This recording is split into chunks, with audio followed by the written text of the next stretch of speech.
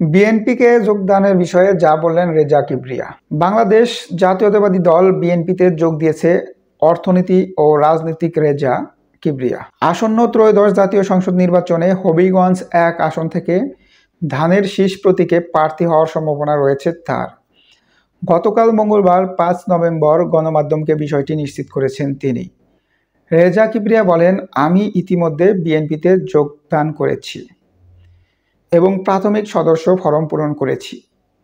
কয়েক দিনের মধ্যে আনুষ্ঠানিকভাবে যোগদান করব। হবিগঞ্জ ১ আসনে ধানের শীষ প্রতীকে নির্বাচনের আশা প্রকাশ করে তিনি বলেন, ২০১৮ সালে একাদশ জাতীয় সংসদ নির্বাচনের ঐক্যফ্রন্টে প্রার্থী হিসাবে ধানের শীষ প্রতীক নির্বাচনেও অংশ নিয়েছি।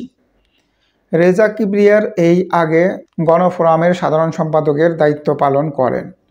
ঐক্যফ্রন্ট ব্যানারে ধানের শীষের একাদশ জাতীয় নির্বাচনে প্রতিদ্বন্দ্বিতা এবং গণ অধিকার পরিষদের আহ্বায়কের দায়িত্ব পালন করেন।